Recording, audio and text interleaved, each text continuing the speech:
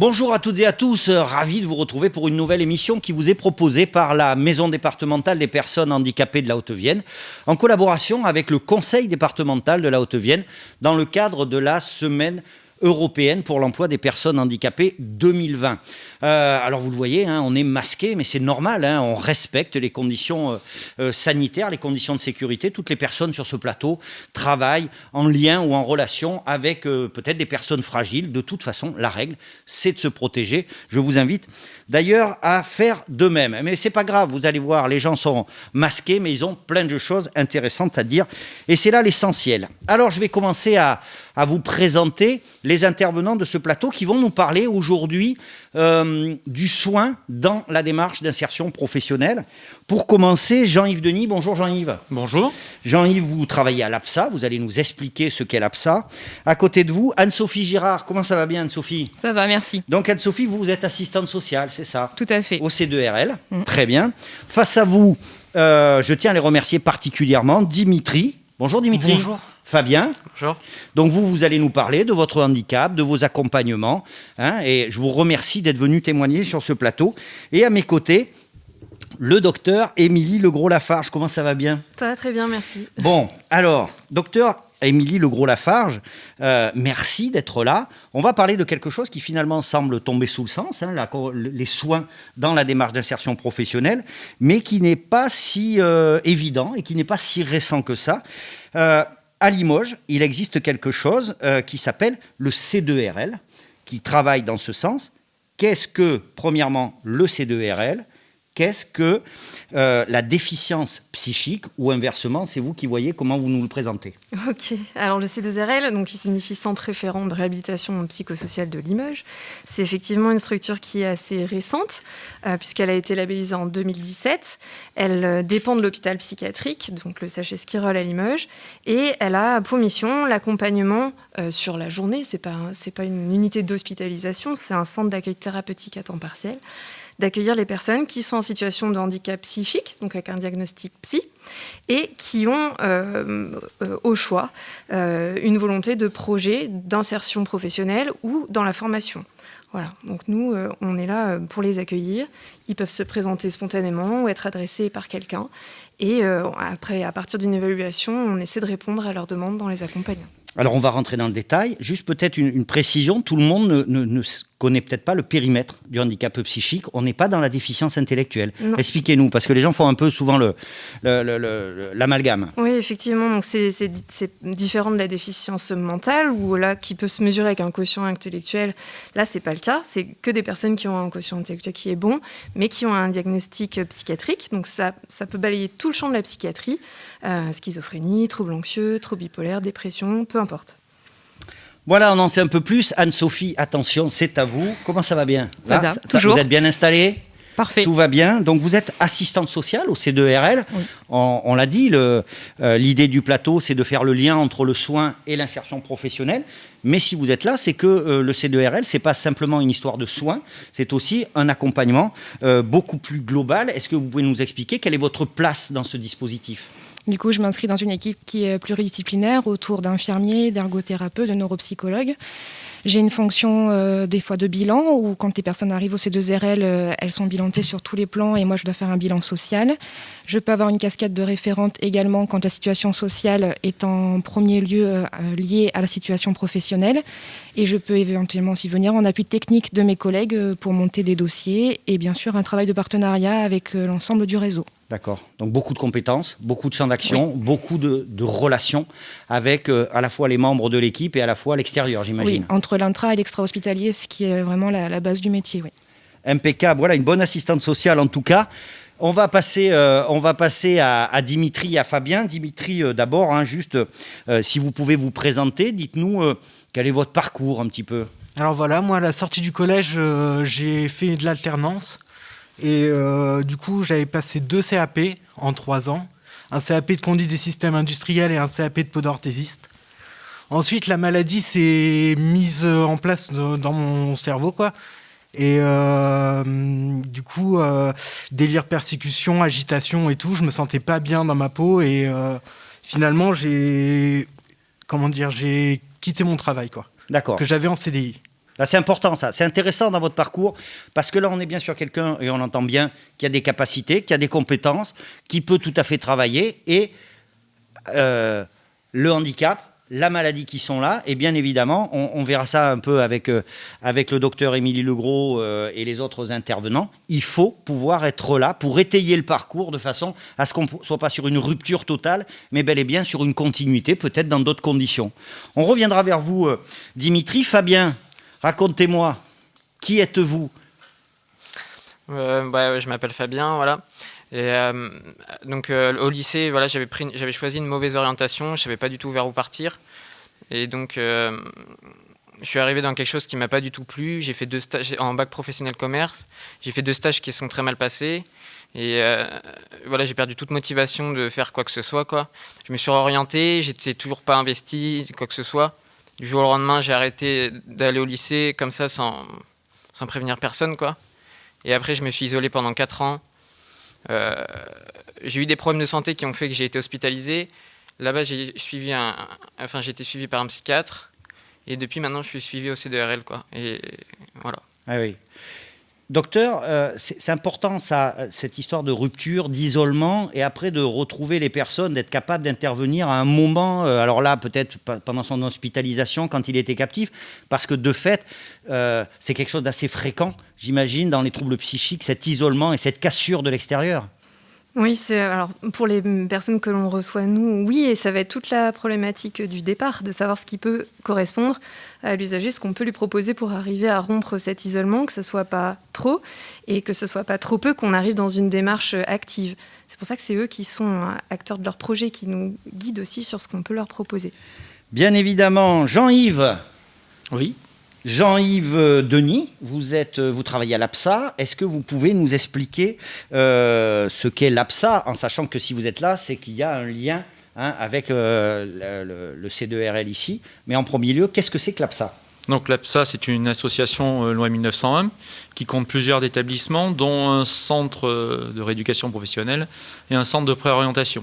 Il y a d'autres établissements, un ESAT, un foyer d'hébergement, un SAVS. Alors, on va juste préciser, parce que peut-être toutes les personnes qui écoutent ne connaissent pas forcément le handicap. Déjà, c'est un CRP, l'APSA, donc un centre de préorientation et un centre de formation réservé à certaines personnes en situation de handicap. Ce ne sont pas les personnes qui n'ont pas de handicap qui peuvent y rentrer. Donc, une notification MDPH pour rentrer chez vous. D'accord ? Notification nécessaire, effectivement. Voilà, donc il faut déposer un dossier à la MDPH qui dit « je voudrais faire cette formation » et à ce moment-là, on voit si ça correspond avec le handicap, etc. Vous avez aussi évoqué un ESAT. C'est quoi un ESAT ? C'est un établissement spécialisé d'aide par le travail. Ça sert à quoi, en 2 mots ? Insérer les gens par le travail au sein de la société. Donc c'est un établissement qui propose des activités encadrées. C'est très professionnel d'ailleurs. Oui, c'est un endroit où des personnes en situation de handicap vont travailler, mais ils y acquièrent des compétences. Voilà. On aura l'occasion d'en parler un peu plus tard. Aujourd'hui, quels sont vos liens avec le C2RL ? Alors, moi je travaille principalement sur le centre de préorientation. Donc le lien, il est essentiellement avec le centre de préorientation, beaucoup. Donc on reçoit des personnes qui sont envoyées par la MDPH, mais accompagnées aussi par le C2RL. Et notre objectif, c'est d'accompagner ces gens dans la construction d'un projet, mais aussi dans l'évaluation et dans la socialisation aussi au sein de la structure. Voilà. La préo, on dit la préo en général, la préorientation, c'est une étape de validation, de construction du projet. C'est ça, exactement. Dans un premier temps, on fait un bilan au sein d'une équipe pluridisciplinaire, médecin, psy, assistant social, ergothérapeute, psychiatre le cas échéant, et formateur. Et on fait ce bilan complet pour évaluer la personne dans un premier temps, et dans un deuxième temps, en fonction des critères qui ont été évalués, proposer après un parcours de formation, un parcours de réinsertion ou d'autres, des parcours de soins, ça peut arriver aussi. Anne-Sophie, C'est un outil, alors je vais dire un outil, c'est un partenariat, mais en tout cas, ce dispositif de préorientation, c'est un outil important, j'imagine, dans la démarche d'accompagnement du C2RL. Oui, en effet. En fait, l'objectif de cette préorientation, c'est de faire un bilan, une photographie de la personne à un moment donné et qui permet après de pouvoir un axe de construction. Nous, on a en effet un lien particulier. On a la possibilité de faire visiter la structure. On a un collègue aide-soignant qui accompagne du coup les usagers en ce sens. Il y a un lien qui est aussi fait avec le chargé d'insertion professionnelle pour compléter les fiches de liaison. On a la possibilité de faire des immersions aussi à l'APSA avant des entrées en formation pour voir si ça peut convenir. Donc en effet, c'est un partenariat privilégié et qui est souvent sollicité.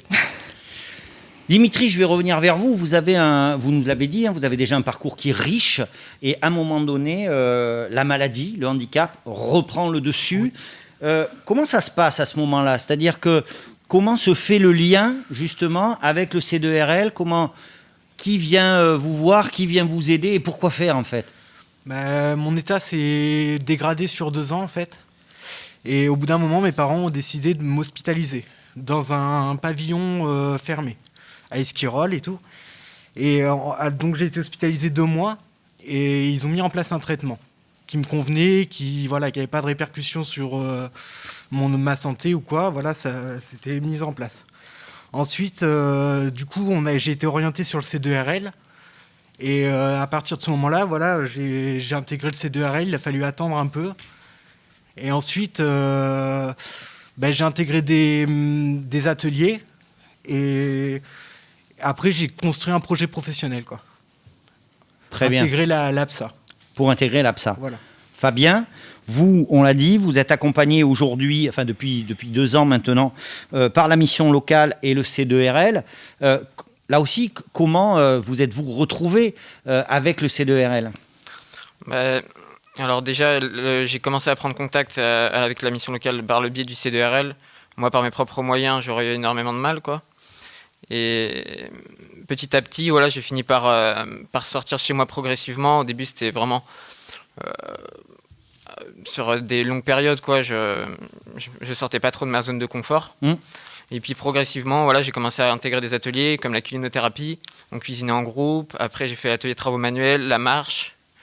Et ça a fini par me faire prendre confiance en moi. Et finalement, voilà, maintenant, mon projet, c'est de faire la préorientation à l'APSA, quoi. Très bien. Docteur Émile Legros, déjà, j'imagine que ça doit vous faire plaisir d'entendre ces témoignages, parce que là, on touche du doigt, vraiment, ce que vous faites.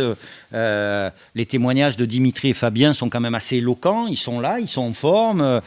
En plus, ils se projettent. C'est ça le plus intéressant.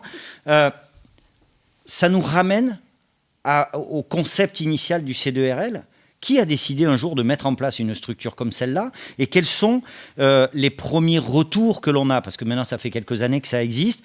Est-ce que les hypothèses de départ sont vérifiées? On voit qu'a priori, oui. Mais pourquoi s'être engagé dans cette démarche? Oui, alors le projet initial, il a été porté par les ARS sur le plan régional. L'Agence régionale de santé. Voilà, l'Agence régionale de santé pour la Nouvelle-Aquitaine qui avait proposé un appel à projet pour qu'il y ait 2 centres, donc c'est Bordeaux et nous, à Limoges, sur le modèle de ce qui existait déjà en Auvergne-Rhône-Alpes avec Lyon comme centre ressources, où ils avaient déjà eu un petit recul pour montrer que voilà, c'est organisé comme ça, une phase d'évaluation, la réalisation d'un plan de suivi individuel où on peut noter à la fois cette évaluation et quels sont les objectifs de la personne, qui est à eux, c'est eux qui l'ont, leur PSI et leur PSI, le plan de suivi individualisé. Très bien.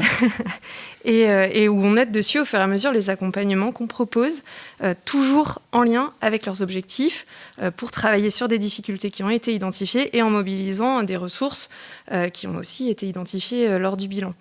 Et ça permet en fait à la personne de s'approprier vraiment le projet, puisque c'est eux qui décident si ça leur convient ou pas. Et du coup, maintenant, il existe aussi des antennes de proximité. Donc, on a la chance, sur le Nord-Nouvelle-Aquitaine, d'en avoir une par département. Donc, un centre de réhab qui fonctionne de la même façon sur chaque département du Nord de la Nouvelle-Aquitaine. Et on travaille en réseau avec eux. Très bien. Bon, une fois qu'on sait que le meilleur, c'est à Limoges, le reste, tu as le droit d'exister. Mais enfin bon, on est d'abord à Limoges, donc voilà. Anne-Sophie, on le redit, Dimitri, Fabien, ont des parcours complètement différents. On a déjà eu une partie de réponse dans vos différentes interventions, mais ce sont des personnalités différentes, ce sont des parcours différents, ce sont des retentissements différents. Comment le C2RL fait pour s'adapter à ces différences? J'imagine qu'on est dans une démarche d'individualisation totale. Ah, complètement. L'intérêt, en fait, comme disait le docteur Legros, c'est qu'il y a un bilan qui est fait à l'entrée pour vraiment voir l'ensemble des potentialités des personnes, avec leur parcours, bien sûr, qui diffère pour chacun. Il y a aussi du coup une volonté de dynamisme avec une synthèse intermédiaire tous les 3 mois qui est réalisée en présence des 2 médecins du C2RL, où on refait le point, on refait un bilan pour voir où on en est. Et le programme qui est des fois fixé en première instance ne l'est plus parce qu'on est sur de l'individuel, parce que les programmes ont le droit de changer, les parcours aussi et les envies. Donc c'est vraiment la personne qui est au cœur de son accompagnement, c'est lui qui reste le moteur de cet accompagnement-là. Jean-Yves, on revient sur l'histoire de la préo. On a vu, ça reste un objectif. Comment on appréhende le handicap psychique sur ce dispositif? Puisque, il faut le rappeler, ce n'est pas un dispositif dédié. Non. Il n'y a pas que des personnes avec des troubles psychiques. Alors, ce qu'on peut peut-être dire qu'on n'a pas dit tout à l'heure, ou peut-être pas assez, c'est que les CRP, par rapport à un centre de formation traditionnel, disposent d'une équipe pluridisciplinaire d'accompagnement médico-social. Ça, c'est une première chose. Et j'imagine que l'adaptation se fait en complète complémentarité avec le C2RL. Et de quelle façon?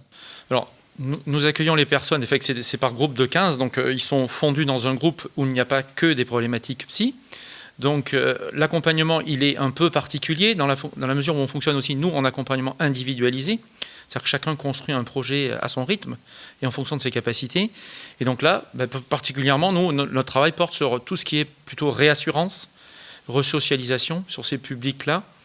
Parce que c'est le besoin qui est identifié en règle générale, c'est aussi leur donner, je dirais, un lieu pour pouvoir renouer des relations sociales avec un groupe et pour après peut-être par la suite envisager une projection vers une formation ou des choses comme ça, où là ils seront amenés à être un groupe.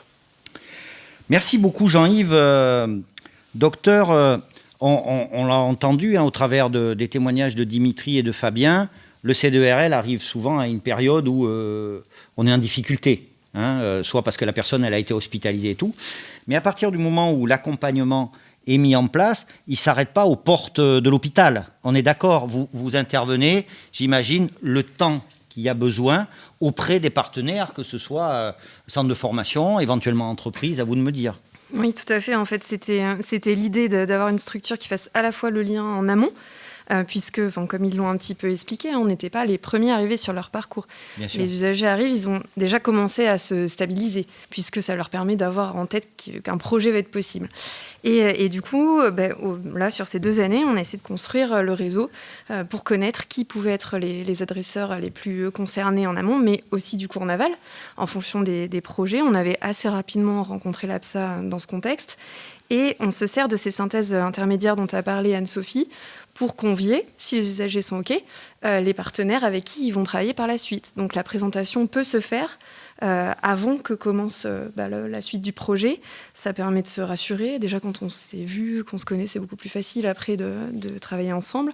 Et nous, on se rencontre aussi indépendamment des usagers au cours de comités techniques qu'on organise tous les trimestres, donc où il y a toute une série de participants variés qui sont impliqués dans ces projets-là pour tenir à jour notre fonctionnement, partager éventuellement des situations communes et voilà, entretenir ce lien de réseau qui est assez important. Merci beaucoup. Voilà, on va faire une petite synthèse. Je dis à mes amis qui sont derrière la caméra, on va changer de plateau, puisqu'il y avait tellement de gens qui voulaient participer à ces émissions. On est obligé de faire un choix. Dimitri, Fabien, merci de quitter le plateau. Merci beaucoup pour vos témoignages qui sont extrêmement précieux, qui ont été extrêmement précis aussi. Donc, je vous demande de laisser votre place. Et Jean-Yves, ça a été super, l'APSA, mais là, c'est le moment de s'en aller. Merci. Alors, merci beaucoup. En tout cas, docteur, le temps que nos autres invités s'installent, on le disait, on l'a dit sur d'autres émissions, on a la sensation que le parcours, c'est d'abord une histoire de décloisonnement. Oui, tout à fait. et de lien, du coup. Donc, c'est ce qui a été relevé dans les dispositifs qui existent. Et on avait un peu cet écueil en psy. Une SPI, on sort de SPI, il n'y a pas forcément quelque chose après, on risque une rupture de parcours. Donc, tout l'hôpital, de toute façon, est maintenant remodelé pour qu'il puisse y avoir une continuité de parcours et que chacun fasse le lien avec les autres pour suivre le projet de l'usager. Merci beaucoup. Allez, on va souhaiter la bienvenue à nos nouveaux invités. Alice Maduro, référente insertion professionnelle à MDPH 87. Bonjour Alice. Bonjour. Alice, je le dis, je le redis, c'est elle qui a tout organisé. Qui voulait, Alice, elle a dit, voilà, on va parler de ça, de ça, de ça. C'est normal, c'est la semaine pour l'emploi des personnes handicapées. Au moins, elle a une semaine dans l'année où elle peut dire ce qu'elle pense. Merci beaucoup, Alice. Face à vous, alors, je vais prendre mon papier. Docteur Julia Amonet-Torny, je l'ai bien dit? Oui, c'est bien ça. Merci d'être venu. Vous êtes venu accompagné de Mohamed El Boubakari. Comment ça va, Mohamed? Très bien, et vous? Impeccable. Mohamed, vous allez voir, ça va super bien se passer. Pas de souci, tout va bien. Alice, je le disais là, avant que tu arrives sur le plateau, le soin, la scolarité, l'accompagnement de l'Insert Pro, on a l'impression que là, il y a un bon mariage et que c'est nécessaire. Oui, ce décloisonnement est vraiment nécessaire. Par le passé, il y a trop eu, en effet, ces situations de rupture de parcours où on attendait vraiment que la démarche de soins soit avancée, qu'il y ait des stabilisations vraiment de l'état de santé avant d'engager vraiment la démarche d'insertion professionnelle. Le fait de mêler les deux, pour le coup, permet vraiment à l'usager de gagner du temps et de pouvoir se projeter le plus rapidement possible dans cette démarche d'emploi, oui. Docteur Amonet-Torny, on a envisagé, on a parlé un peu des troubles psychiques avant que vous arriviez sur le plateau. Vous êtes là pour nous parler des traumatisés crâniens. Alors, de quoi on parle quand on parle de traumatisés crâniens et de quel retentissement, quel impact on parle dans la vie de tous les jours? Donc, le traumatisme crânien génère un handicap neurologique acquis. Il s'agit... Alors là, déjà, je ne sais pas ce que ça veut dire. Handicap neurologique, je vois à peu près. Acquis, après? Acquis, c'est qu'on va avoir un accident brutal. Donc, il y a environ 160 000 nouveaux cas de traumatisme crânien par an en France. Un peu plus de la moitié sont en lien avec un accident de la voie publique, un tiers avec des chutes et le reste en rapport avec des coups et autres blessures. La particularité, c'est que ça touche des sujets jeunes. La moyenne d'âge, c'est 38 ans et plutôt des hommes dans 80% des cas. Et donc, le pôle des blessés de l'encéphale a développé initialement une offre pour l'accompagnement spécifique des traumatisés crâniens, mais peut aussi accompagner d'autres lésions cérébrales acquises, comme les méningites, les tumeurs cérébrales, etc. Alors, on va parler justement de ce pôle. D'un point de vue médical ou dans la vie de tous les jours, qu'est-ce que ça veut dire? Qu'est-ce qui se passe une fois qu'on a été traumatisé crânien? Qu'est-ce qui peut se passer? Parce que j'imagine que les retentissements peuvent être divers. Alors, dans les traumatismes crâniens, il y a heureusement 80% de formes légères, mais il y a également 10% de formes graves qui vont se traduire par une phase de coma initiale et 10% de formes modérées. Donc, nous, on s'occupe préférentiellement des formes, bien sûr, graves et modérées. Et donc, il va y avoir d'abord, pour les gens qui passent par l'étape de coma, une hospitalisation qui va être assez longue et qui, bien sûr, va marquer une période de rupture. Alors, pour les enfants dans leur scolarité, pour les adultes dans leur insertion familiale et professionnelle. Et ensuite, souvent la récupération motrice est globalement bonne, mais à distance, on va avoir un tableau de handicap invisible qui va porter sur des troubles cognitifs, donc sur l'attention, sur la mémoire, sur ce qu'on appelle les fonctions exécutives, tout ce qui est capacité d'adaptation, et aussi une grande fatigabilité. C'était très précis. Hein, moi qui ne connais rien, pour le coup, j'ai bien fait de venir. Mohamed, oui. Quel est votre parcours? Quel âge vous avez? Vous avez subi un traumatisme crânien il y a 2 ans environ. Est-ce que vous pouvez nous dire un peu qui vous étiez avant et qui vous êtes depuis? C'est peut-être mal dit, je m'excuse si c'est le cas, mais... Non, vous avez raison. J'étais en 3e. Ma scolarité était... je n'étais pas un élève exemplaire et un jour, je partais au foot. J'ai eu un coup à la tête et qui fait que j'ai eu un trauma crânien.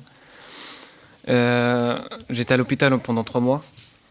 Il y a beaucoup de monde qui sont venus m'aider, me conseiller et me positiver par rapport à mon cas, parce que je commençais à être blasé, je ne sais pas si ça se dit, ouais. Et qui m'ont toujours positivé, qui étaient toujours derrière moi, mes copains, ma famille. Et j'ai essayé de revenir en cours normalement, mais à cause du trauma crânien qui reste quelques difficultés, en cours je ne peux pas être concentré, ma fatigue elle est plus rapide, et donc voilà, j'ai eu quelques problèmes. J'ai redoublé à cause de ça. Ouais. Enfin, moi, j'aurais dit grâce à ça. Pour moi, c'est positif parce que en troisième, j'avais raté pour moi mon brevet. Donc, j'ai recommencé ma troisième pour avoir mon brevet avec mention. Et pour moi, je garde que du positif. Et aujourd'hui, je continue à vivre avec ça. Et pour moi, c'est cool. J'ai eu mon permis et voilà. Super. En tout cas, c'est un très beau témoignage. Et là aussi, on comprend bien ce qui se passe. Docteur Amonetori, un trauma crânien arrive à quelqu'un comme Mohamed. Qu'est-ce qu'on fait au début? Est-ce qu'on est dans une phase d'apprentissage, de réapprentissage, de redynamisation? Qu'est-ce qu'on fait? Donc nous, effectivement, on a un service de rééducation et de réadaptation. Donc dans le cas de Mohamed, il y a une longue période d'hospitalisation, donc avec une phase d'évaluation, de rééducation. Puis, pour les personnes qui le nécessitent, on poursuit la rééducation en hôpital de jour, ce qui permet de retrouver son environnement socio-familial plus rapidement. Et on a aussi la chance sur le pôle des blessés de l'encéphale d'avoir plusieurs unités mobiles de réadaptation qui permettent de déployer notre expertise au plus près des besoins des personnes dans leur environnement de vie. Donc pour Mohamed, il y a aussi eu une unité mobile de réinsertion scolaire qui a permis de l'accompagner sur site, de sensibiliser les enseignants à ses difficultés et vraiment de co-construire son projet d'orientation. Mohamed, on sent à la fois que vous êtes pleinement conscient de votre place dans votre parcours et que vous l'analysez, que vous savez ce que vous avez à faire. Concrètement, quand vous vous projetez comme ça, est-ce que vous vous projetez dans l'emploi? Et si oui, éventuellement dans quoi? Et quelles difficultés vous voyez sur le chemin? Pour moi, j'essaie de regarder pas le négatif que du positif, comme je vous l'ai dit. J'essaie de viser un BTS commerce et là je suis en première commerce et voilà, j'espère que ça va continuer à avoir mon bac et voilà. Docteur, une dernière question un peu provocatrice, mais c'est raisonnable d'envisager de travailler quand on a été trauma crânien? Oui, bien sûr. Donc il faut savoir qu'au niveau des enfants que nous accompagnons, nous arrivons à maintenir les enfants dans leur scolarité antérieure habituelle dans un peu plus de la moitié des cas. L'autre moitié nécessite des aménagements de droit commun, donc sur des dispositifs scolaires classiques dans un quart des cas, et plutôt sur de la scolarité adaptée dans le dernier quart. Et en fait, on a un petit peu les mêmes proportions chez les adultes, c'est-à-dire qu'on arrive à maintenir dans l'emploi antérieur la moitié de nos patients grâce à l'unité mobile de réinsertion professionnelle, et on accompagne les autres soit vers un projet de réorientation, donc grâce à l'APSA notamment. On a aussi une UEROS, donc c'est pour unité d'évaluation et de réentraînement pour l'orientation socio-professionnelle, qui est aussi une préorientation notifiée par la MDPH. Donc on a cette possibilité-là de préorientation ou d'adressage vers des formations de droit commun ou en milieu adapté. Voilà, donc tous les parcours et tous les projets sont accessibles malgré un traumatisme crânien grâce à un accompagnement spécifique. Alice, c'est un beau plateau quand même. Oui. Non, là, c'est très positif d'entendre tout ça, en effet. Et toi, je sais que là, t'es au nirvana. À la fois des messages d'espoir et puis on entend derrière une très grande technicité, une très grande volonté une fois de plus, de décloisonner, oui. D'être en partenariat, en réseau. Oui, souvent, quand on parle du soin, on pense que c'est vraiment la relation privilégiée du patient et médecin. Et en fait, on se rend compte que là, le sanitaire, il est vraiment à côté des structures médico-sociales. Ces structures sanitaires sont à côté de l'école, elles sont à côté des entreprises même. Et je pense que c'est la clé, en effet, de réussite pour permettre à ces personnes en situation de handicap de pouvoir concrétiser leur accès à l'emploi. Oui. Voilà, on est déjà au bout de cette émission, vous comprenez. Et le docteur Émilie Legros aurait bien voulu parler pendant des heures et des heures, mais bon, on ne peut pas. En tout cas, il y a eu des messages extrêmement sympas. Qu'on se le dise, si vous regardez cette émission hors de la Haute-Vienne. C'est en Haute-Vienne que ça se passe, tout ça. Hein. Donc il y a des gens performants, des établissements hospitaliers super, des assistantes sociales du feu de Dieu et bien sûr des MDPH. On ne sait plus quoi en faire tellement elles sont bonnes. Merci beaucoup en tout cas. Merci Alice, merci Anne-Sophie, merci Mohamed, merci docteur Julia, merci docteur Émilie. Et puis je vous dis pour une prochaine émission, j'espère. Au revoir.